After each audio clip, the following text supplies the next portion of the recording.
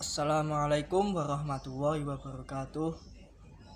Alhamdulillahirabbil alamin wa bihi nasta'in ala dunya waddin. Wassalatu wassalamu ala asyrofil anbiya'i wal mursalin wa ala ali sayyidina Muhammadin nabiyil ummi wa ala alihi washabihi wa barik wa salim ajmain. Rabbi shrah li sadri wa yassir li amri wahlul 'uqdatam min lisani yafqahu qawli. Amma ba'd. Pertama-tama perkenalkan, nama saya Muhammad Salahuddin, NIM 2010102178, kelas A2 akuntansi. Di sini saya akan mengurai tentang pengertian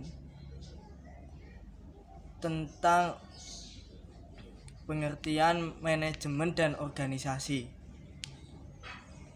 Yang pertama-tama adalah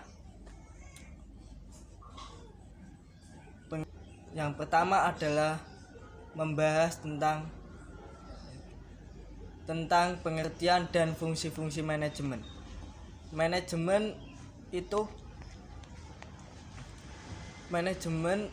Pengertian manajemen berasal dari bahasa Prancis kuno yang artinya manajemen, yang artinya seni melaksanakan atau mengatur.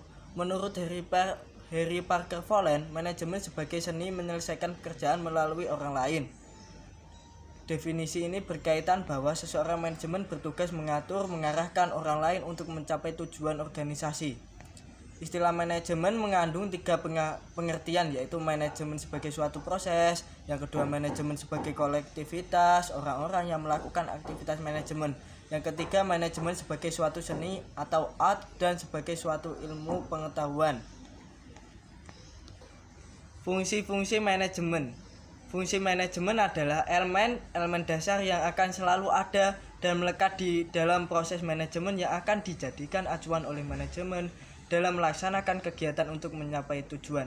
Fungsi manajemen yang pertama kali diperkenalkan oleh seorang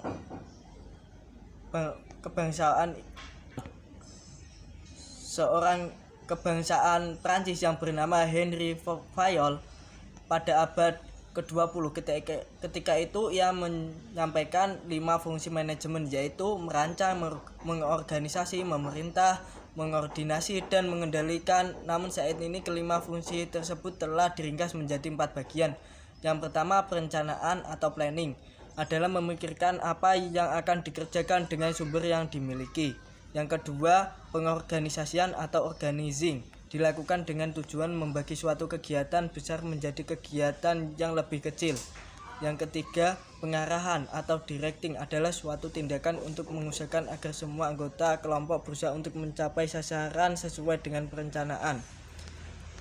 Yang keempat, planning. Berbagai batasan tentang planning dari sangat sederhana sampai dengan yang sangat rumit. Misalnya sederhana saja merumuskan bahwa perencanaannya adalah penentuan serangkaian tindakan untuk mencapai suatu hasil yang diinginkan.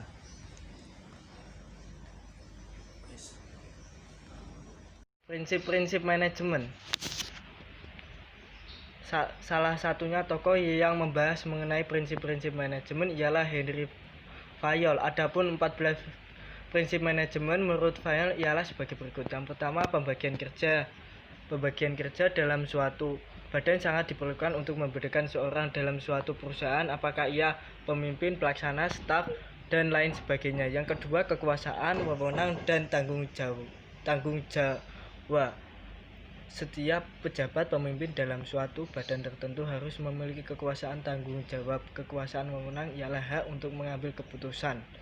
Ketiga, disiplin.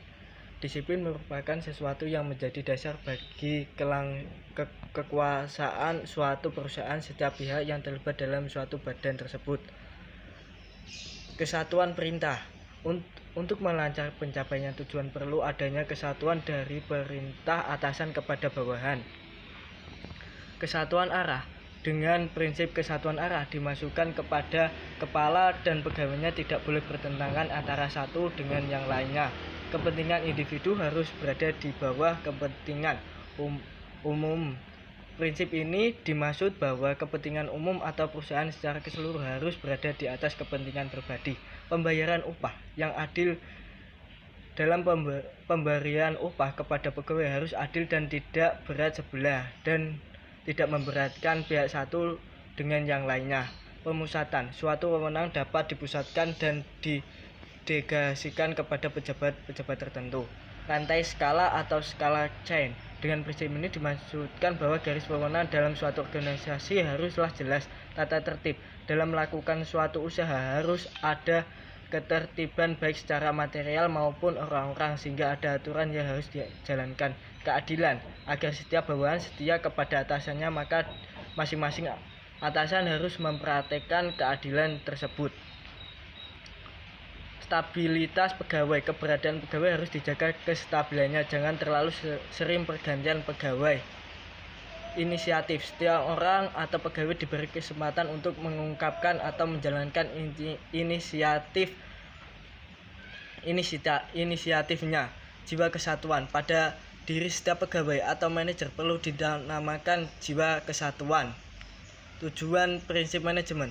Stephen Covey dan Mary Kaldor mengungkapkan 4 diantaranya untuk memberikan mengarahkan baik untuk manajemen maupun karyawan non-manajemen, untuk mengurangi ketidakpastian, untuk meminimalisir pemborosan, dan terakhir untuk menetapkan tujuan dan standar untuk digunakannya dalam fungsi selanjutnya.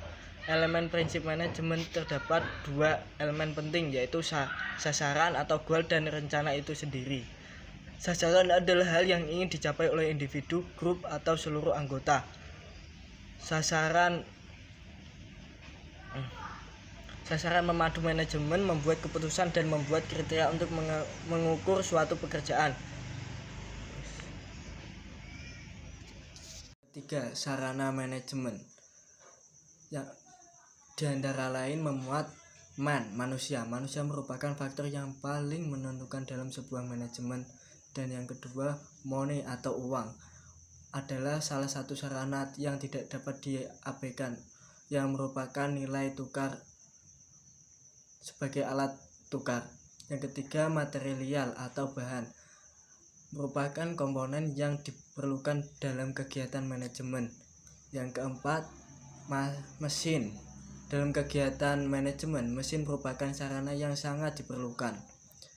Yang kelima, metode. Metode adalah cara kerja dalam melaksanakan manajemen, merupakan suatu keharusan. Dan yang terakhir adalah market. Market atau pasar merupakan sarana penyaluran hasil manajemen. Hasil manajemen merupakan sebuah produk atau jasa. Proses manajemen adalah daur beberapa gugusan kegiatan dasar yang berhubungan secara integral yang dilaksanakan di dalam manajemen secara umum, yaitu proses perencanaan, proses pengorganisasian, proses pelaksanaan, dan proses pengendalian dalam rangka mencapai sesuatu tujuan secara ekonomis. Sekian dan terima kasih. Wassalamualaikum warahmatullahi wabarakatuh.